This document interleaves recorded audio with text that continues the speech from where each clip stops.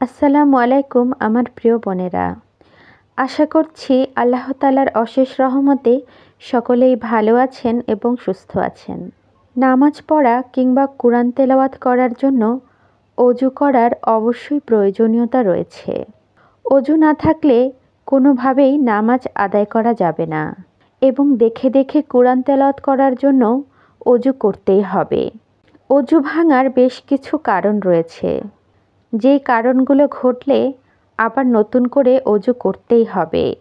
কিন্তু আমরা অনেকেই ছোট ছোট অনেক কারণ জানি না, যার কারণে আমাদের অজু ভেঙে যায়। আবার অজু ভাঙে কি ভাঙে না সেটাও আমরা জানি না।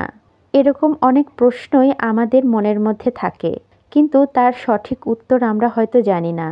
যেমন অজ্ঞান হয়ে গেলে অজু ভেঙে যায় কিনা, চিত বা কাত হয়ে যদি শুই তাহলে আমাদের অজু ভেঙে যাবে কিনা, অথবা পাগলের অজু হয় কিনা, অথবা বমি করলে অজু ভেঙে যাবে কিনা, আবার থুতুর সঙ্গে যদি রক্ত বের হয় তাহলে আমাদের অজু ভেঙে যাবে কিনা, বা শরীরের কোথাও থেকে যদি রক্ত বের হয় তাহলে আমাদের অজু ভেঙে যাবে কিনা।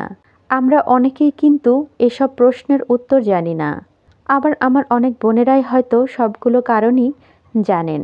তো আমার যেই সব বোনেরা এই কারণগুলো জানেন না, তাদের সাথেই আজকে আমি এই কারণগুলো শেয়ার করব, যে ঠিক কী কী কারণে আমাদের অজু ভেঙে যায়। প্রথম কারণ, যেটা আমরা হয়তো সকলেই জানি, পায়খানা অথবা পেশাবের রাস্তা দিয়ে কোনো কিছু বের হলে আমাদের অজু ভেঙে যায়। সূরা মাইদা আয়াত 6-এ আল্লাহ তাআলা বলেন, তোমাদের কেউ পেশাব বা পায়খানা সেরে আসলে নামাজ পড়তে পবিত্রতা অর্জন করে নাও, অর্থাৎ অজু করে নিতে বলা হয়েছে। আব্বাস রাদিয়াল্লাহু থেকে বর্ণিত আছে যে নিশ্চয়ই রাসূল সাল্লাল্লাহু আলাইহি সাল্লাম বলেছেন, শরীর থেকে যা কিছু বের হয় তার কারণে অজু ভেঙে যায়। অজু ভাঙার আরও একটি কারণ হচ্ছে রক্তপুঁজ বা পানি বের হয়ে গড়িয়ে পড়া।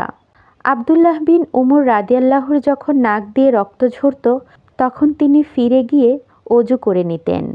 তাই অবশ্যই আমাদের শরীরের কোথাও থেকে যদি রক্ত বা পুঁজ অথবা পানি বের হয় তাহলে আমরা অবশ্যই আবার অজু করে নিব, কারণ এর ফলে আমাদের অজু ভেঙে যায়।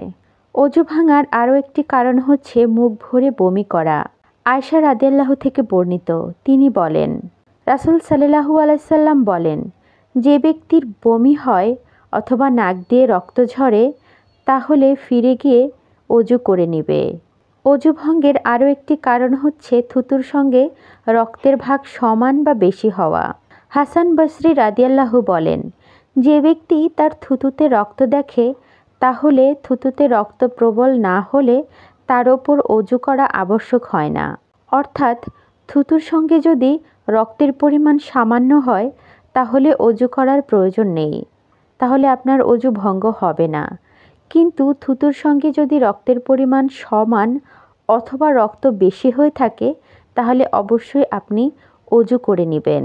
চিত কাত অথবা হেলান দিয়ে যদি ঘুম হয় তাহলেও আপনার অজু ভেঙে যাবে।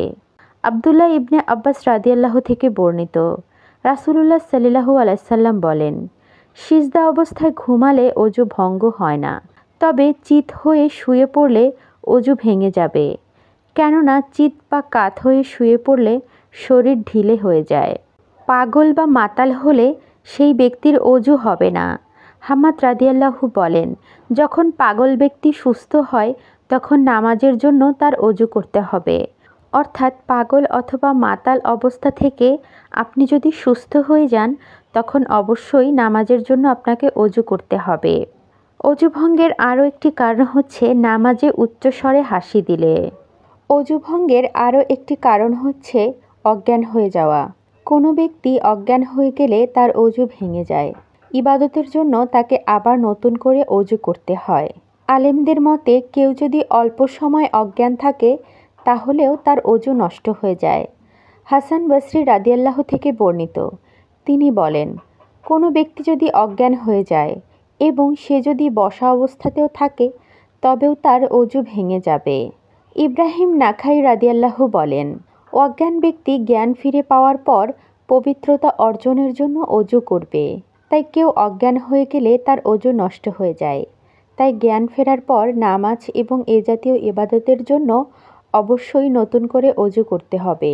তো আমার প্রিয় বোনেরা, আমরা হয়তো অনেকেই অজু ভাঙার সবগুলো কারণ জানতাম না, তাই অবশ্যই এরপর থেকে আমরা আরও বেশি পবিত্রতার সঙ্গে আমাদের ইবাদত পালন করতে পারবো।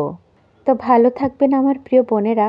আল্লাহ তাআলাকে বেশি বেশি ভালোবাসুন, বেশি বেশি নামাজ পড়ুন, সকলকে হেদায়েতের পথে আহ্বান করুন। আমার জন্য দোয়া করবেন। ভালো লাগলে চ্যানেলটি সাবস্ক্রাইব করে দিবেন। আসসালামু আলাইকুম।